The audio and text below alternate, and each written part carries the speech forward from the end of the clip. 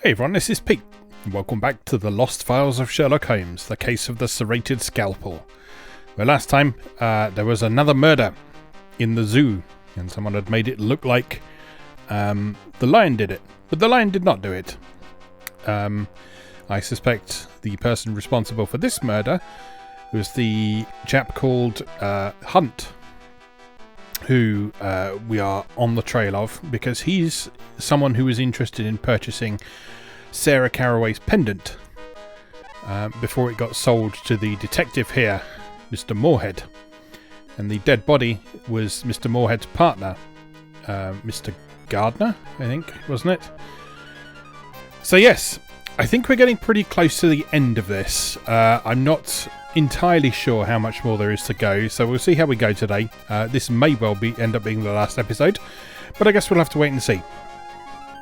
So, there's a few things we need to do. Most notably, we've got this piece of paper with numbers on it, which is clearly a safe code, because it came out of Mr. Gardner's pocket watch. And I suspect it's for the safe that's in his office here. But we need to get in there. It's securely locked. As Mr. Moorhead has gone out again, from the sound of things, to meet with the possible murderer of Mr. Gardner. Presumably he's being coerced into handing over the pendant.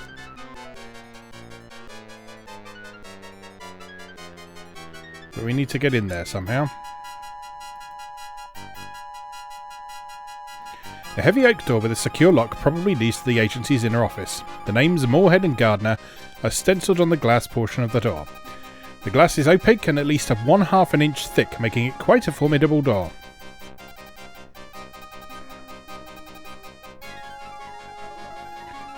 So we do need to get through there somehow, and the easiest way to do that is probably going to be smashing the glass. We can't do it with the hammer. Can we do it with the old typewriter?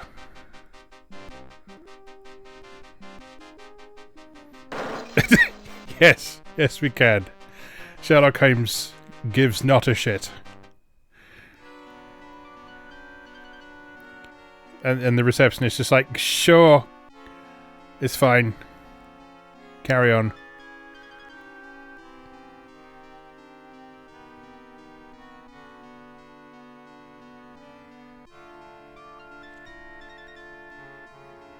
Here it is, Watson. A sinister message indeed. Listen, Watson. Be on platform number 2 at the St. Pancras station in 10 minutes if you want to see your partner or your client again. Bring the pendant. Come alone. I'll be watching you. There is not a moment to lose, Watson. St. Pancras will be deserted at this time of day. It's another cutscene. It's in a very safe place, where you'll never find it. Never. What? Will you risk the lives of 2 others as well as your own for a cheap pendant? You're a bigger fool than I thought. You're right, I am a fool. To have come here alone and unarmed. You are a fiend, Hunt. My guess is that Frederick and Miss Carroway have already met their maker. You can join them! Stop right there, Hunt! You've been nipped by Sherlock Holmes!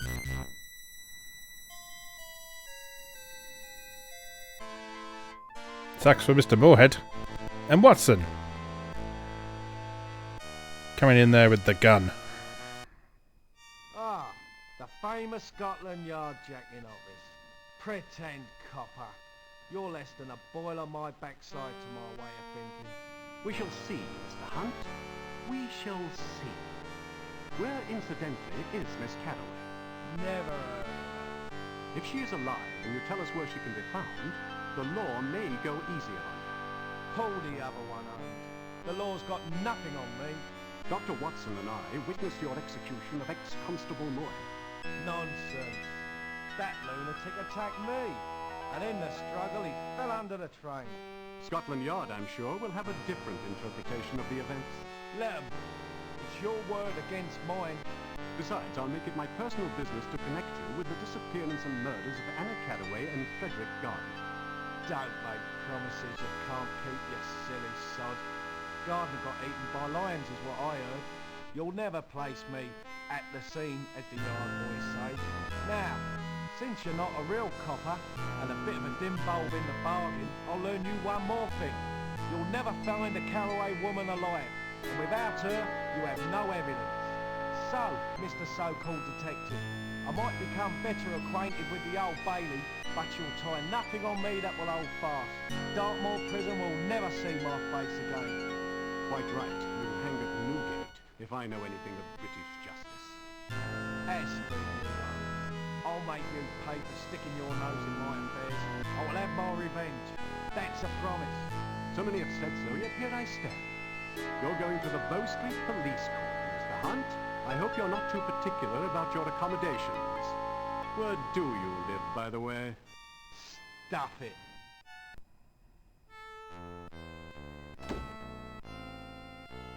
We must find Miss Carroway, Watson, and hope that she is still alive. Of course, Holmes, but how best to proceed? Perhaps a visit to Bow Street and a chat with our Mr. Hunt. Remember, too, that Moorhead's secretary spoke of a safe in his office. If he ever had the pendant in his possession, it's likely that's where we'll find it now. Brilliant as usual, Holmes. Shall we go? Yeah, it's... I looked a bit more into the differences between the floppy disk and CD-ROM versions of this, and there are none. The CD-ROM version was just the game stuck on a CD. For some reason, when I played this back in the day, off the floppy disk version, we could never get the speech to work. I don't know why, because we had like a perfectly compatible sound card and the digitized sound effects worked, but the speech didn't work. So I don't know, I wonder if it was a memory issue or something like that. But yeah, the speech was in the floppy disk version, and the CD-ROM version was just a more convenient way of distributing it. It was not on. It was about 10 high-density floppy disks this one came on, I think. There is also a 3DO version, which replaces the animated portraits of all the characters with full-motion video of actors, and they actually speak the lines. The sort of narration text is still text in that version. But yeah, you have these live-action actors performing the roles of all the characters. It's quite interesting. It's actually surprisingly well done. But for old school adventure games, I sort of prefer playing without voices in a lot of cases. One, because it allows me to do my own voices if I'm doing a video like this, and two, because it just sort of stokes the imagination a bit better. Anyway, we have work to do. Come along, Watson, the game's afoot. Quite so, Holmes.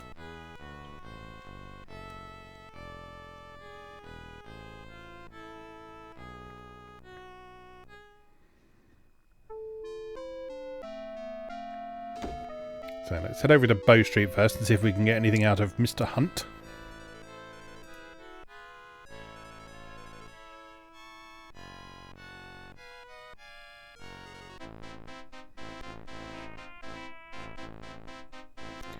That's 2 criminals safely locked up. Open the gate.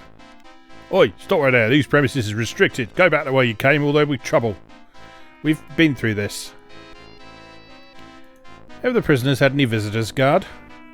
Not during my watch, Mr. Holmes. No, I didn't click on that. Just the response to the mouse button in this is a little bit laggy sometimes. I don't know if that's a scum VM thing, as I don't remember it happening in the original, but yeah, you just have to watch out for that every so on. Have your prisoners said anything, guard? Nothing I could repeat in polite society, Mr. Holmes. Are you going to let me in? Because I have shown you this before. Very good, Mr. Holmes. You and Dr. Watson may enter.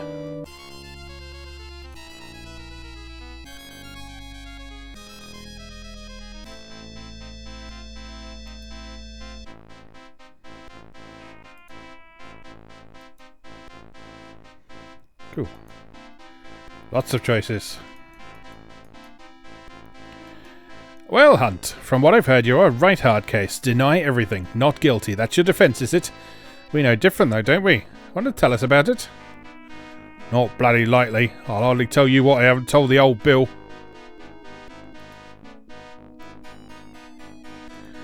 Where is Anna Carroway? Never heard the name. Of course you haven't. The police can become very belligerent when they don't get what they want. You may do better speaking to me. Again, I ask you, where is Anna Carroway? Stuff it, you got nothing on me.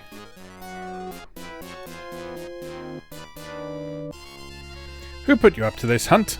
Certainly this is no act of individual malice. You bore those detectives no ill will, did you? Or Miss Carroway, who paid for your deranged services? I'd rather swing at the Queen's expense than grass. I have my reputation to think of. Yes, and a great reputation it is. I believe you have one or more accomplices, Hunt. I will find them and make sure they are charged as accessories to murder. When the charges against me falls through, that will hardly matter, will it? Okay. We may have to come back here.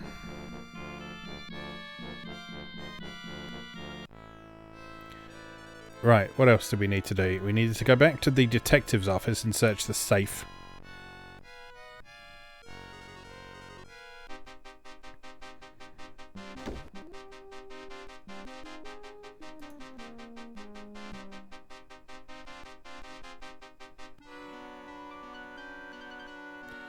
But where is the safe? The typewriter used to gain entrance to this office now has more than a few broken keys. An easy chair covered in blue corduroy cloth even. Its worn and compressed cushions suggest that it has served as a daybed from time to time. We've all been there. Large books. They look quite suspicious, don't they? These large volumes are illustrated case studies of famous European crimes and criminals throughout history. Other titles are related to the business of being a private detective. They look like they're hiding something. Except they're not. These particular books are too large and unwieldy to carry around. The agency's desk is a large, functional pine surface with a mahogany veneer. It is covered with papers, advertising flyers and account books from the 1870s. The door of the desk is shut tightly. Is it locked, though?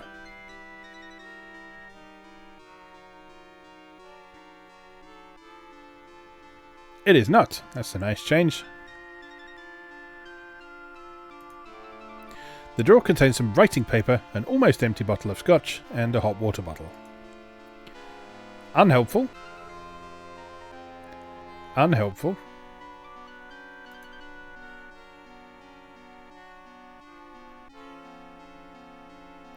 The oakwood cabinets appear to hold client files. They are not, contrary to custom, arranged in alphabetical order. Presumably the agents or their assistant have some personal method for organising information. Or there might not be any system of organisation at all.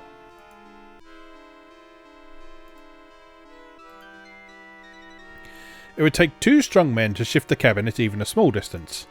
Well, fortunate we have Dr. John Watson here.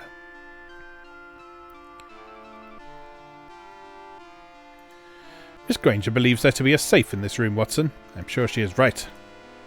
But she's never seen it, Holmes. I suppose it is possible that what the detectives refer to as a safe may not be a safe at all.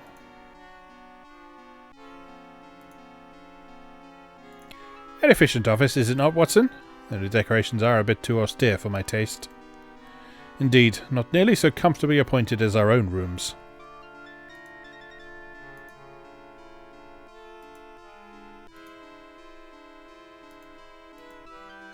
Watson. Watson. Use Dr. Watson. You can't do that. Move, Dr. Watson. This cannot be moved. Oh, come on, it's clearly behind the filing cabinet.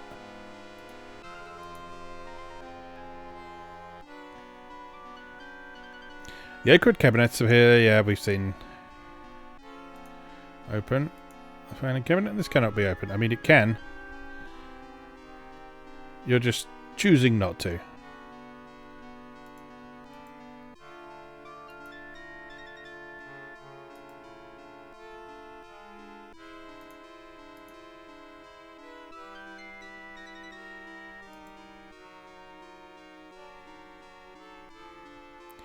I guess it's saying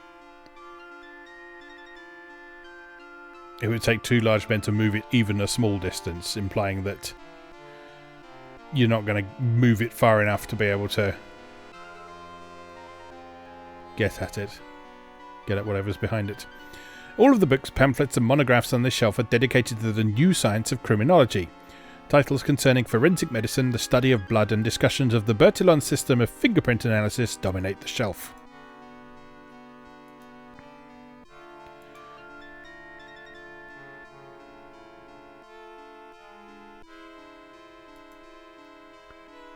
The titles on the left are devoted to staples of the inquiry agent's trade, domestic disputes, laws of divorcement, train schedules and new photographic techniques. The right side of the shelf unexpectedly contains nothing but fiction. The fiction titles are not of the highest quality.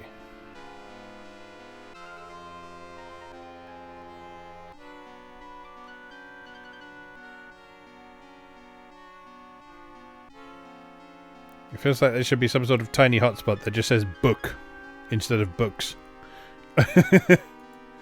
And I move that and then the filing cabinet will get out of the way. Move large books. This cannot be moved.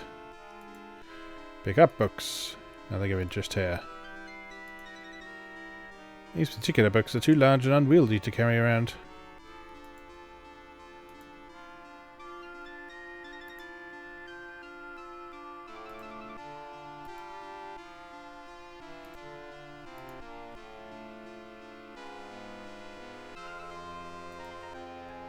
Move the chair. Move the chair. The floor covering extends from wall to wall and appears to be tacked down. It is made of twisted wool and a variety of pleasing colours are woven into its conventional worsted pattern. It appears to be uniformly worn. What is this? A piece of paper. The writing on the paper reads only IOU 12 4 shillings 2 pence HM.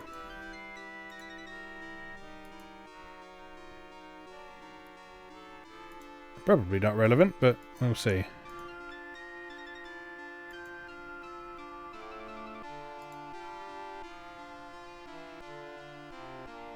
Right, that there says a shelf of books instead of just books. These particular books aren't books at all, but are a false front.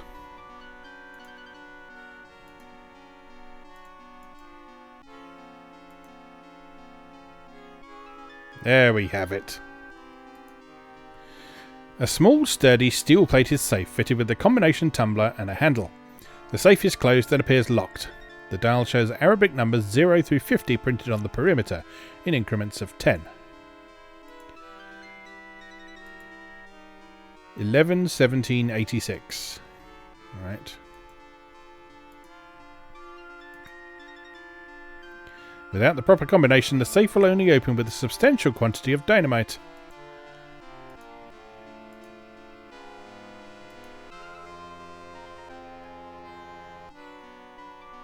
That was easy. I was expecting to have to do a safe minigame there. Inside the safe is a leather case. The case contains a solid ivory oval, approximately 3 inches in the long dimension, attached to a heavy gold chain. The clasp of the chain is broken. A bird of some sort has been etched into the ivory. Well, I think we know what that is.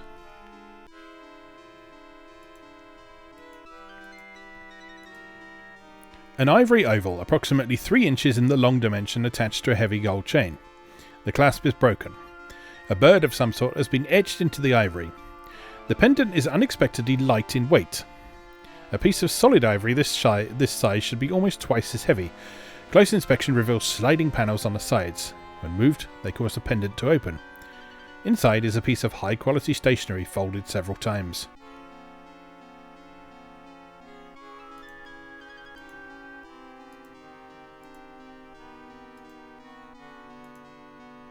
The letter reads, Dear Anna, as my death approaches, I wish to atone in a small way for the grievous wrong that has been done to you.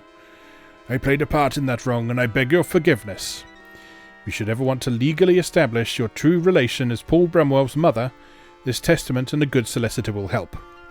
You will risk incurring the wrath of Lord Brumwell should the truth be made known. Tread carefully, my dear, and forgive me. I, Dr. Theodore Smithson, longtime friend and physician to the Bromwell family, delivered a male child on 24th of May 1878 at Bromwell Manor. The mother of that child, later named Paul, was Anna Carroway, a house servant. The father of the child was Lord Bromwell himself. I participated in the conspiracy to make London society and the world think that Paul was in fact the legitimate child of the childless Lady Bromwell. Anna was retained as a wet nurse and later as nanny to the boy. When it became clear that the child had become attached to her, she was cruelly dismissed with the warning that if she ever told the truth of the matter, she would be destroyed by the Bromwell power. My hope is that I have finally done the right thing. I regret that it has taken my impending death to force me to action. This confession is witnessed by my solicitor, Percival Hinchcliffe. Signed, Dr. Theodore Smithson.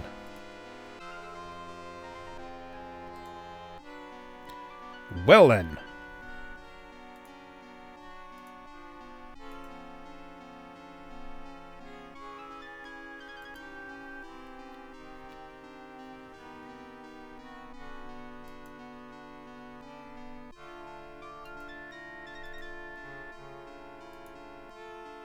The chair is blocking the door. That's why I can't get out.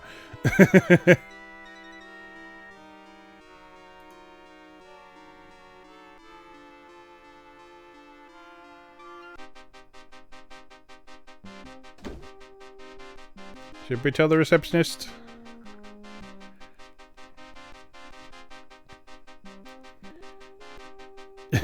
I should have probably asked this first. Miss Granger, I'm afraid I have more bad news for you. Mr. Moorhead has been killed. I need to get into his safe. Can you help me? Both of them dead? How tragic. What will become of me? Watson, do you have something that might calm her? She'll be better in a few minutes. Perhaps we should look for the safe while she recovers herself, even though we've already done it. Let's just... Tum-ti-tum-ti-tum.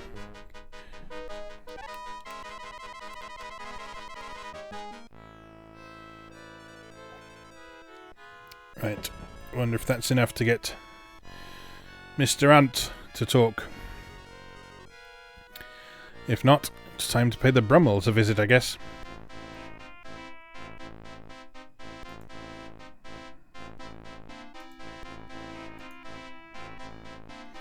Very good, Mr. Ames. You and Dr. Watson may enter. Has Blackwood got anything else to say? No.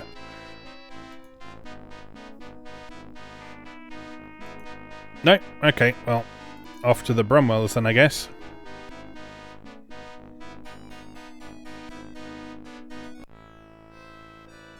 They were down here.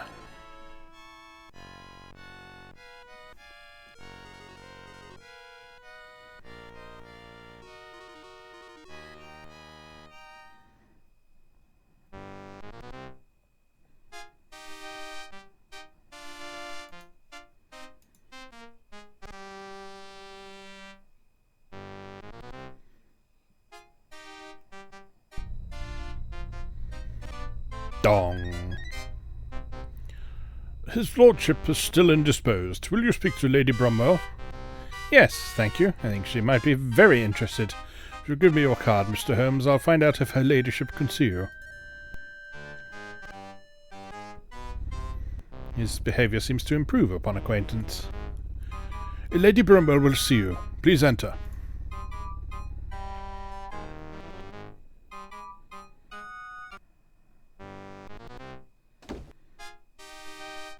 Please wait here. Her ladyship will summon you.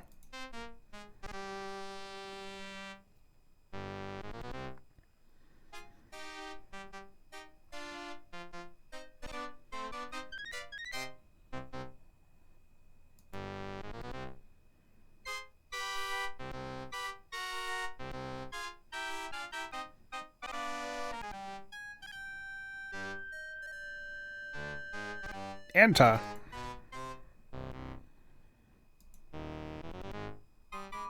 Oh, you're not going to like this. Mr. Holmes, what may I do for you? We have a letter that I believe Lord Bromwell would be very interested in seeing. You are becoming quite tiresome, Mr. Holmes. If you give me the letter, I will see that Lord Bromwell gets it in due course. This letter is very important, and I insist that I see Lord Bromwell in person. The letter was written by the late Dr. Smithson. Dr. Smithson. Oh my, I... Perhaps you should see Lord Bramwell after all. He is beyond the double doors in his study. Yes. I thought so.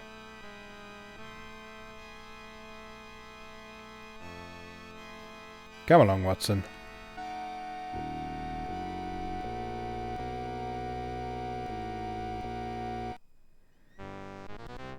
Give me a moment to collect my thoughts, gentlemen. Then you shall have my full attention.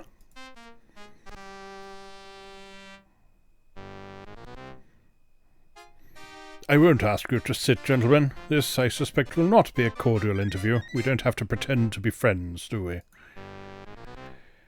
Quite right, Lord Bramwell. The direct approach is generally most satisfactory. You are doubtless aware of the purpose of our visit. You're making a nuisance of yourself, disturbing me this way. I don't know why you fellows can't mind. Do not waste my time with trivial prevarication, sir. A young woman's life is at stake. A woman whom I have reason to believe was once very dear to you. Who? Anna Carroway? Never. I barely knew she... Resistance is useless, Lord Bramwell. I have Dr. Smithson's letter. It contains sufficient testimony for any court to convict you of a heinous crime. Smithson was an idiot. I can prove that he was delirious. He was in love. He was insane. He knew nothing about my... Cease and desist, sir. 3 innocent people are dead. Robert Hunt is in custody and will surely hang. Likewise George Blackwood.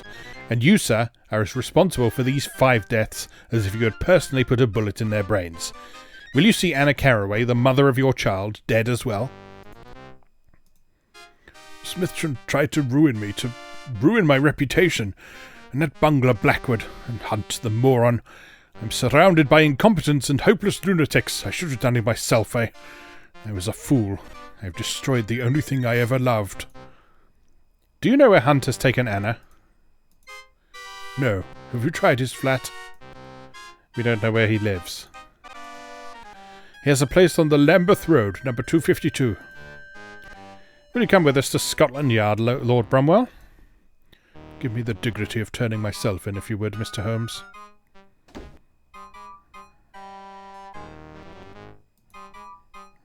Well then, let's have a poke around his room. A large painting highlights the military decor of this room.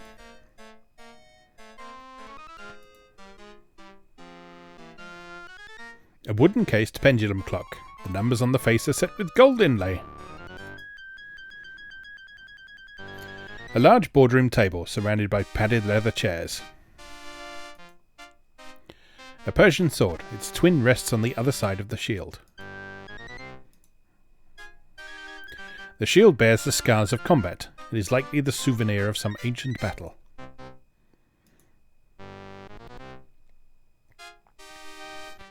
These heavy wooden doors are securely locked.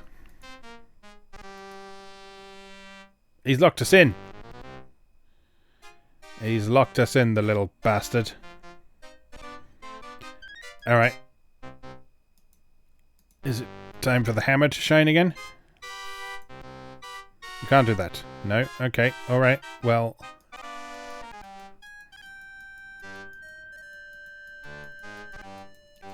what else have we got that might help? A wire hook, maybe? No.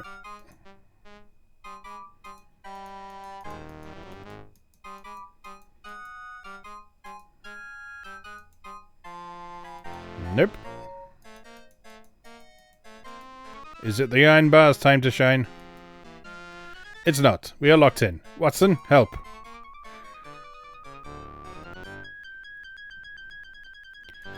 I believe Lord Bramwell knows the game is lost, Watson. It's time to pay the piper. If you don't mind, I'll reserve my sympathy for someone who is more deserving of it. Ooh, get you. A room of great age and character, is it not, Watson? It's almost as if we'd stepped back into the Conqueror's time. Indeed, Holmes.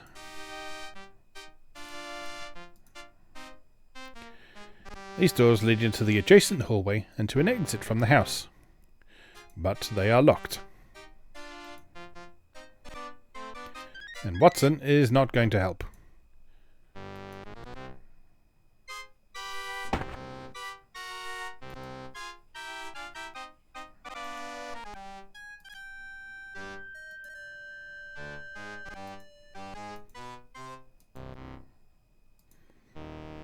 open these doors.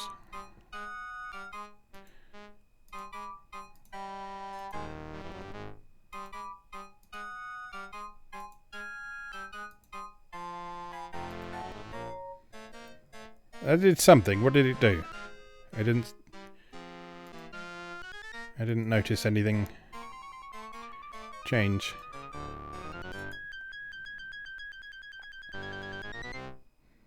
Oh, the picture has a hidden catch that has been released.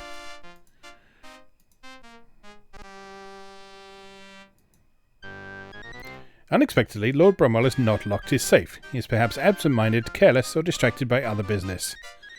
Well then.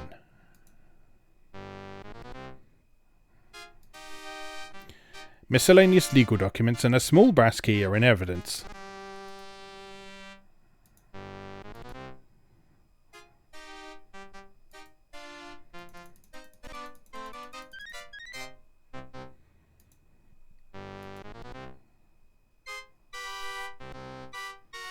Done.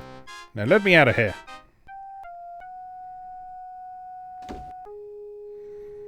I heard it all. I knew it would come to this. Lies, deceit, murder. Where will it end? His lordship left the study in a hysterical state. He said he'd never be taken alive, that he would do away with himself rather than suffer humiliation of exposure. I don't know what I'll do without him. We will try to find Lord Bromwell and prevent him from doing anything rash. Do you have any idea where he would have gone? No, I have no idea. Please find him. I don't know what I'd do without him. We're on our way, my lady.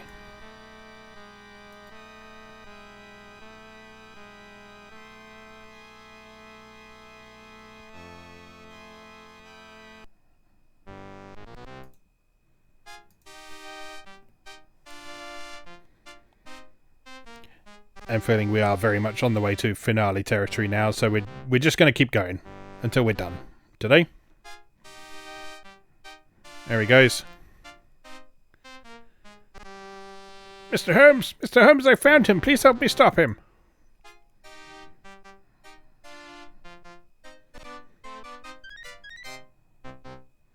Boing!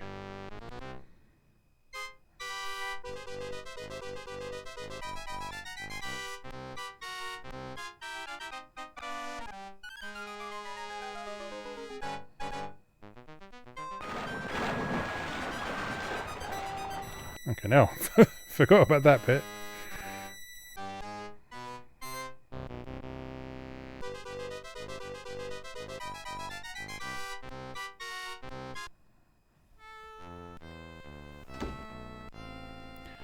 Bromwell was a bad sort, but I hate to see anyone die that way.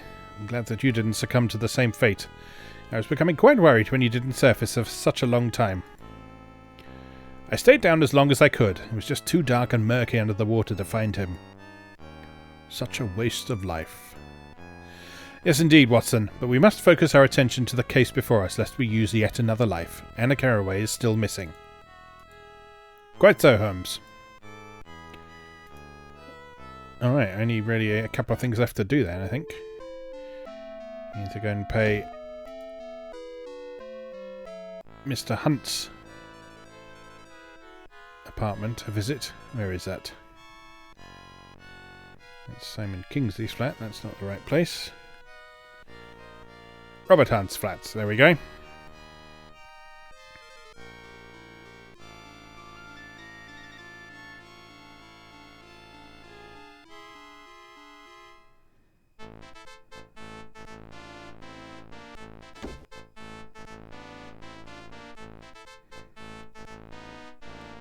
The game is very much afoot.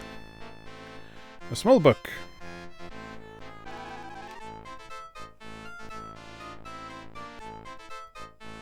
This buckram-bound book displays no title on its spine. A bookmark of some sort peeks out from between the closed covers.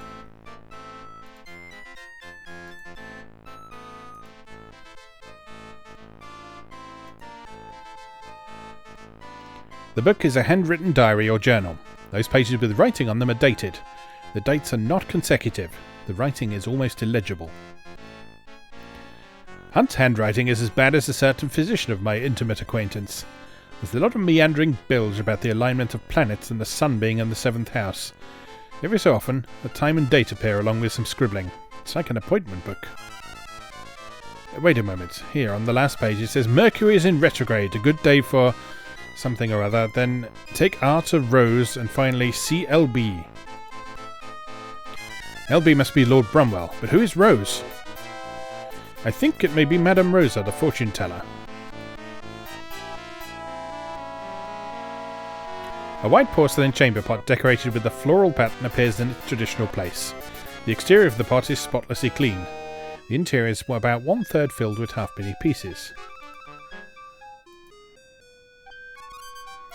A sturdily built chest similar in size and design to those issued to Royal Navy recruits when they take the Queen's shilling and go to sea.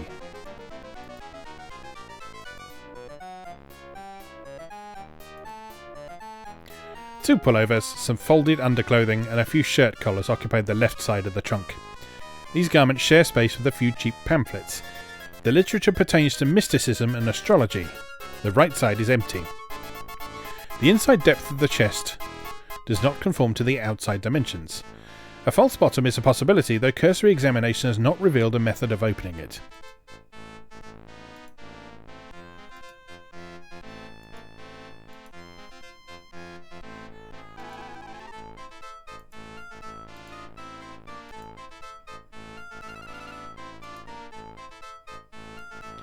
This mirror serves as the front of a small cabinet or medicine chest.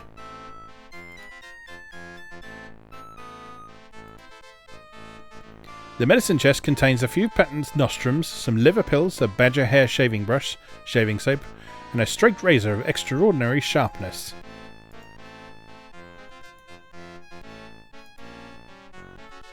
A common ceramic pitcher, conventionally used for carrying water from a sink. The pitcher is perfectly aligned and spaced equidistant from the bowl, as the bowl is from the towel. A white porcelain shaving or washing bowl. It is clean and in good condition. The bowl is perfectly aligned and spaced between the pitcher and the towel. A green cotton face towel, neatly folded and arranged. The towel is perfectly aligned and spaced equidistant from the bowl, as the bowl is from the pitcher.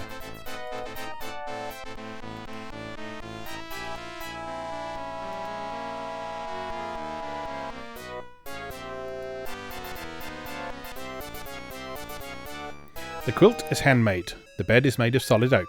Dust has blown in through the open window and accumulated near the pillows.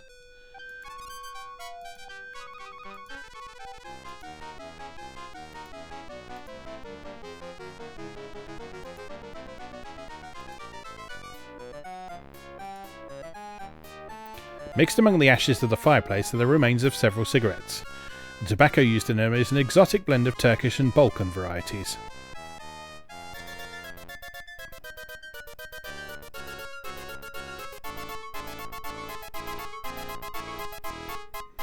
A drawerless nightstand serves a single function in Hunt's decor. It is a surface for a small book to rest upon. Okay, so clearly we need to get into the false bottom of that. But I don't think we have a means of doing so just yet. So let's go see Madame Rosa.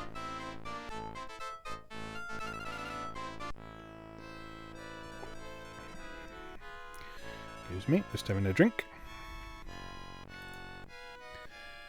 To Covent Garden.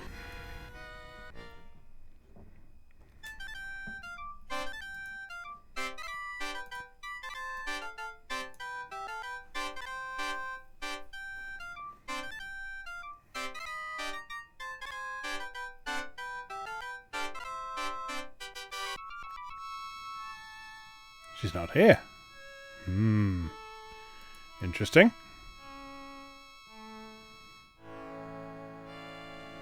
The crystal ball captures and reflects the flickering light supplied by the candles and the gas fixture above the table. The effect provides a little mystery to an otherwise ordinary room.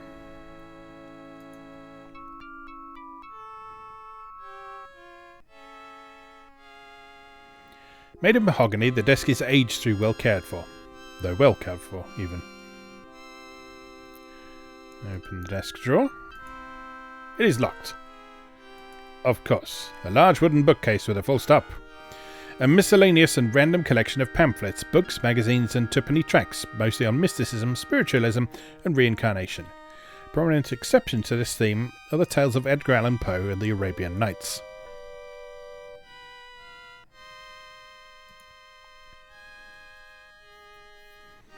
The flickering light emitted from this green glass globe barely illuminates the work area of the desk on which it sits.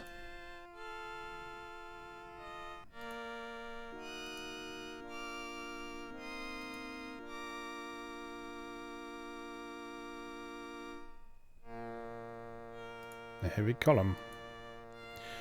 An ornately carved column is fastened here. It appears to be more for show than support. Made of purple-tinted tallow which has been scented with vanilla extract, this candle produces little light and a hideous smell. Hardened wax is broken around the brass base of the candle holder. The base itself seems to be loose and set slightly away from the column to which it is attached. Well, that's suspicious, isn't it? Aha!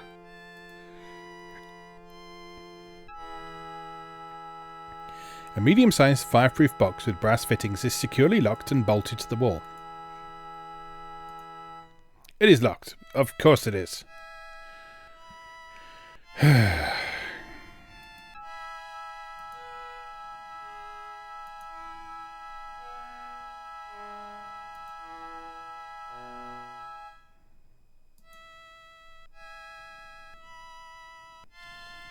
Despite its size, the candle supplies precious little light to the gloomy room where the palmist receives her clients. Purple wax has cooled and hardened around the brass base of the candle holder.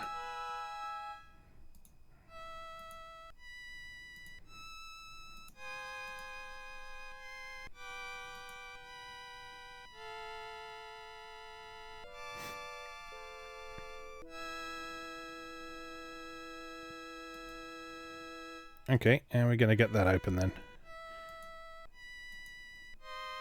I suspect not with this. Nope. What about with a hammer? Nope. I'm going to give you one last chance to shine, Iron Bar.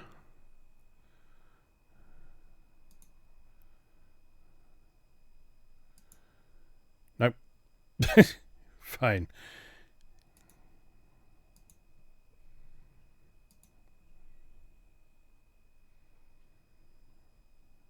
It's all gone very quiet. If you'll excuse the expression, Watson, I can't see a bloody thing in here. Your pupils will soon adjust, Holmes. Be patient. We're in luck, Watson. Madame is out making a house call or swilling a large gin, more like.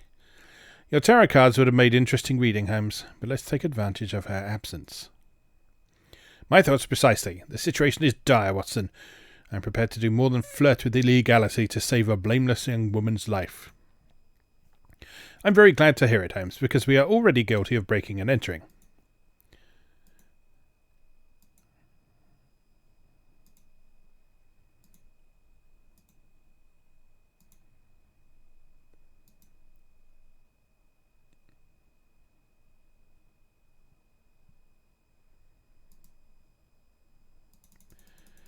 So how do we open the box?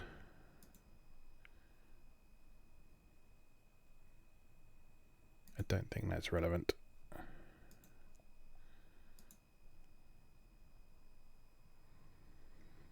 Made of mahogany, the desk is aged though well cared for. The drawer is closed and locked.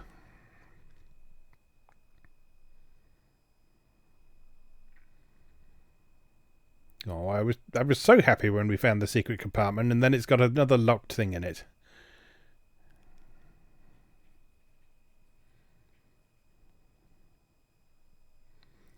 This well-used chair appears to serve the palmist clients. So seated, they seek fortune, good news, a loved one, or fame.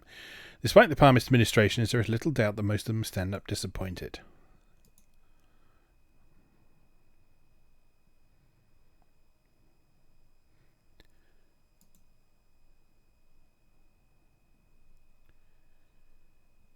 Can't see anything else that we might be able to... The staircase appears to lead to a loft or bedroom. The rickety condition of the steps, however, and the thick layer of dust on them suggest that no one has visited upstairs in quite some time.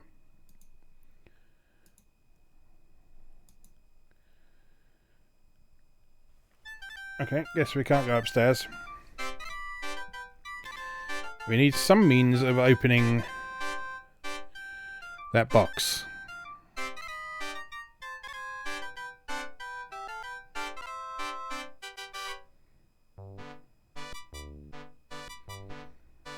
Sign of Madame Rosa in here. Hey, one sec, just spotted something. There's some sort of like stain on the floor in the feather. The distinctive curved head feather of a white cockatoo. I doubt this is relevant somehow.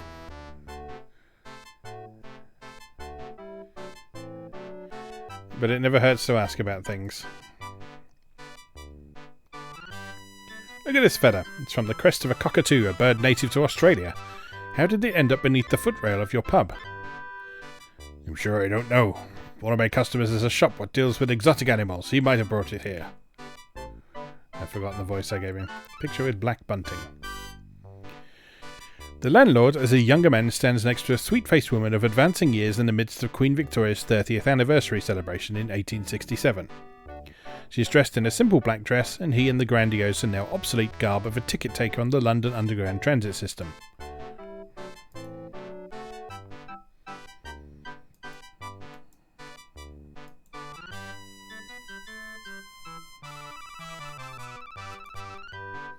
A large specimen of the Indian cobra, Naya Naya, or Naja Naja, is tacked to the wall. Its characteristic voluminous hood is marked with the eye pattern which has long fascinated the native audiences of snake charmers.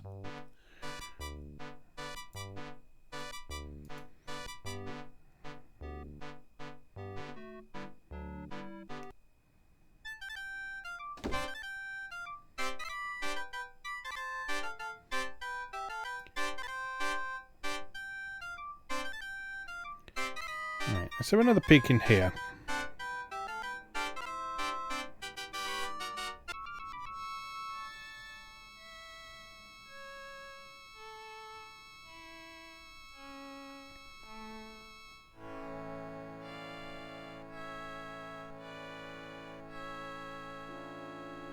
No, there's no other switches or items or anything in here. Let's give Hunt another looking over, because I feel like there's probably some more stuff we can find there. And I realise this episode is now running twice as long as the others, but well, like I say, it's the finale, so we're just going to run until we solve it. Where was Hunt's place? Over here.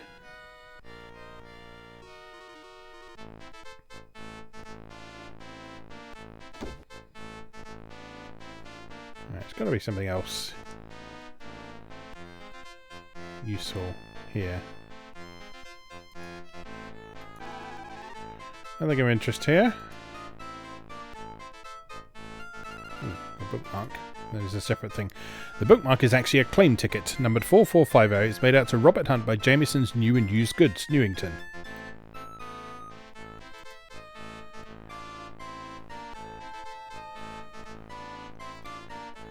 That's what we need. And that is the pawn shop.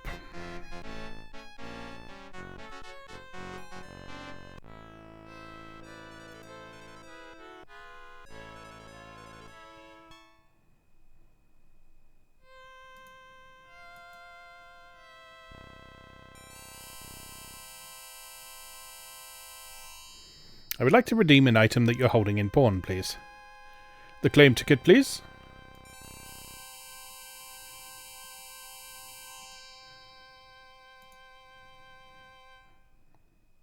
Thank you.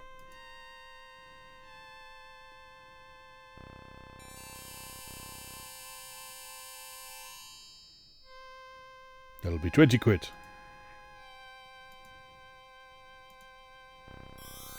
At the bottom of the box, underneath the tarot card, sits a small ornate key. Well,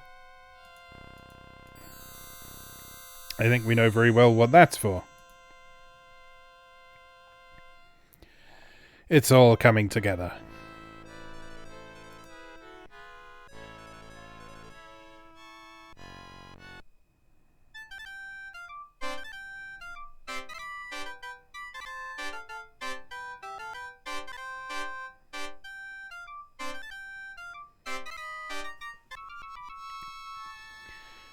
Right, question is that for the lockbox or the drawer? Let's try the drawer first.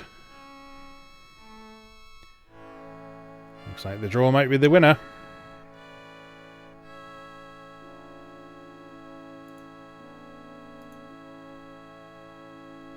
And there's another key in the drawer. A small silver key attached to a chain. Several links have been broken from the chain. It is likely that it was once a bracelet or perhaps a necklace.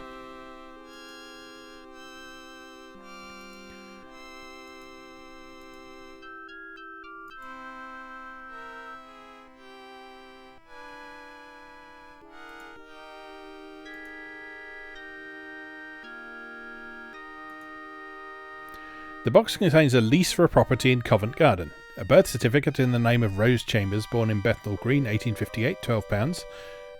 Oh, £12 in banknotes of various denominations, 2 faded photographs, several receipts for recent transactions, and a large piece of fine parchment.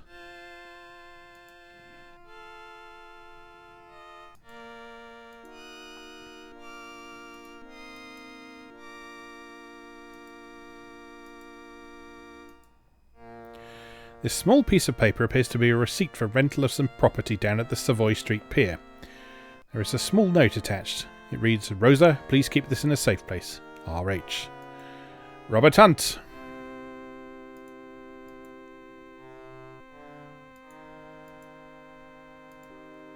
Alright, I think that's probably everything.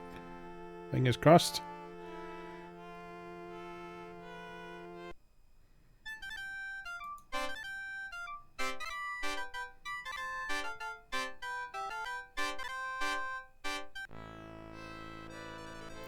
Right, is that place come up on the map, or do we need to go and ask Hunt about it?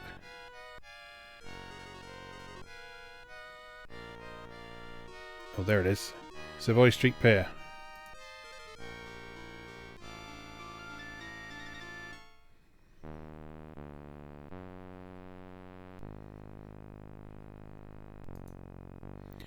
The battered barrels are filled with used nails, scrap metal, and wood. Perhaps dock workers use them as trash receptacles. They are too heavy to move.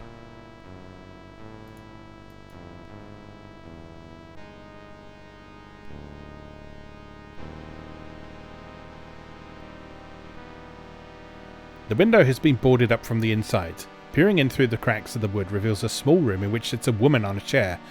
She is bound with rope and gagged. Over her head a keg of black powder is suspended, the fuse of which rests close by, and below a burning candle. The fuse is also attached to the doorknob, so when opened the fuse would raise into the candle flame and light. Also, if the candle burns down low enough, it will light the fuse. Oh shit.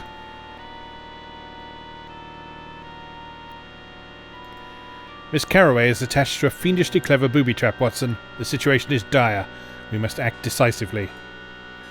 Your deductive powers have served us well, Holmes, but this circumstance demands a different approach. You have grasped my meaning in an instant, Watson.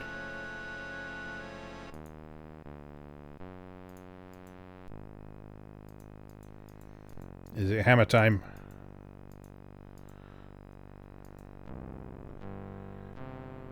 Even cursory examination reveals that the door would easily withstand hammer blows. Given the generally dilapidated condition of the building and the surrounding piers, this heavily hinged door appears unexpectedly sturdy.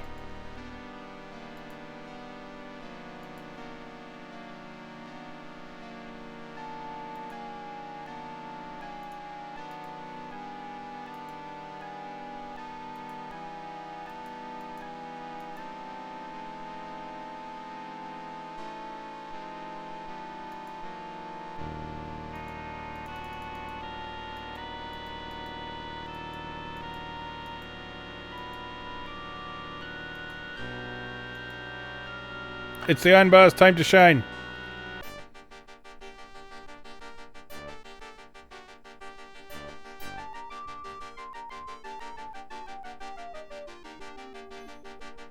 I've lit the fuse, Watson. Step sharply or we're in for it.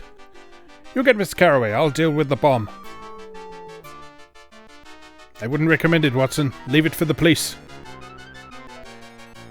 And leave this mess to explode accidentally. I can't do that, Holmes.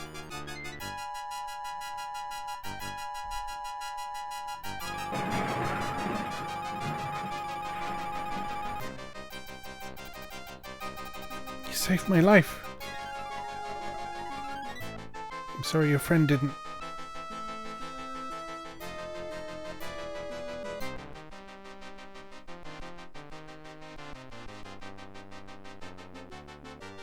Watson!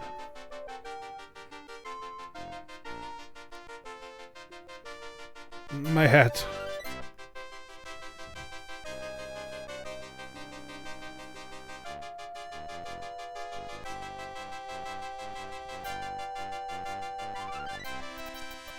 You're supposed to be saying something there. I'm profoundly sorry. Nonsense, Holmes. It was my decision to try to defuse the bomb. You can't take responsibility for my folly. Very generous of you, old friend.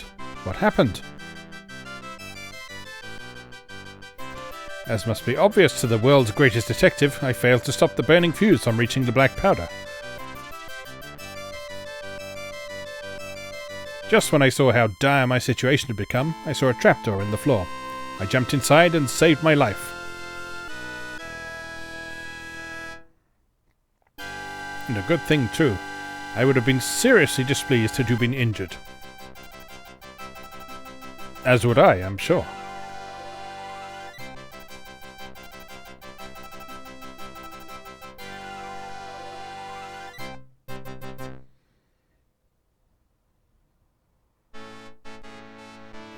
Good day, gentlemen. Very good of you to come. Let's speak softly so we don't disturb the boy.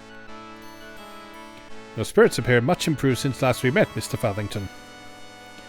Your reputation for perspicacity is not undeserved, Mr. Holmes. My profound thanks for your efforts on behalf of Miss Carroway. I presume that Dr. Smithson's letter was all you had hoped it would be. Indeed, Mr. Holmes. As you see, I have already been able to reunite mother and son on the strength of it. I'm very gratified to hear it. Justice has been served. What has become of Lady Bromwell? We received word last night that the unhappy woman expired from apoplexy. Perhaps it is for the best. What are your plans, Miss Carroway, if I may ask? Of course you may, Mr. Holmes. You and Dr. Watson saved my life, after all. I will continue singing at the opera. Paul will come to live with me on Bunhill Street. We shall try to be very happy. As for Mr. Caruso, we shall have to see. Very wise, I should say. You know, of course, that your sister's killer has been convicted. Thanks to you and Dr. Watson, I understand. It is, however, a small consolation. Somehow I feel responsible for Sarah's death. Nonsense, Miss Carroway, if you'll excuse me for saying so. Blackwood had no idea that the pendant contained the letter he was looking for. He blundered into its theft, and he will pay for his error with his life. Thank you, Mr. Holmes. Watson, we should take our leave. A moment more of your time, gentlemen, if I may. Dr. Watson, I have read your accounts of Mr. Holmes' exploits, and I presume that you have kept a record of this case as well. I have indeed. I wonder if I might prevail upon you to withhold or at least postpone the publication of your journal for the sake of the boy and his mother. I will consider it, Mr. Farthington. Then I will bid you good day.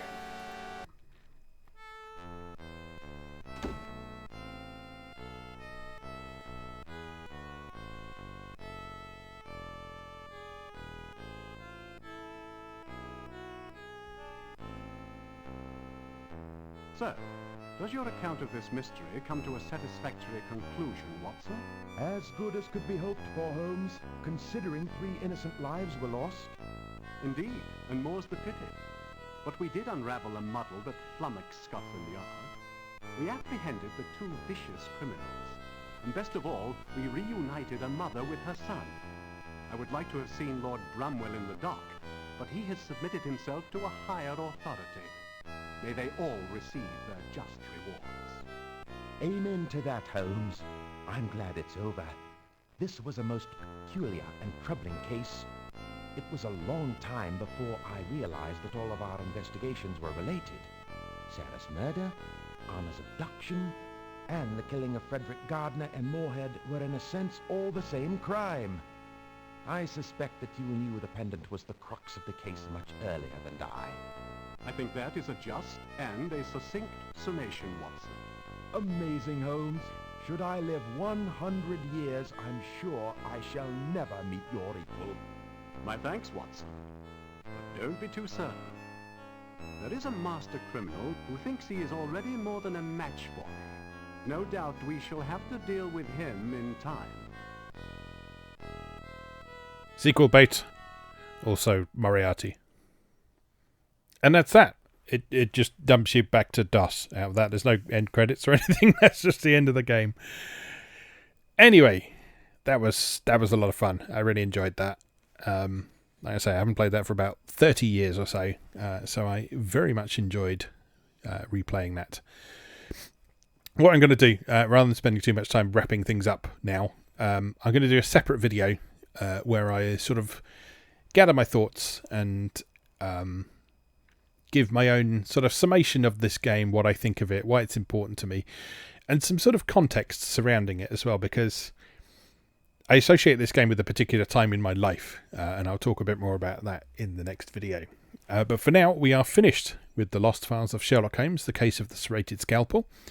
So it just remains for me to say, as always, thank you very much for watching, and I'll see you again next time.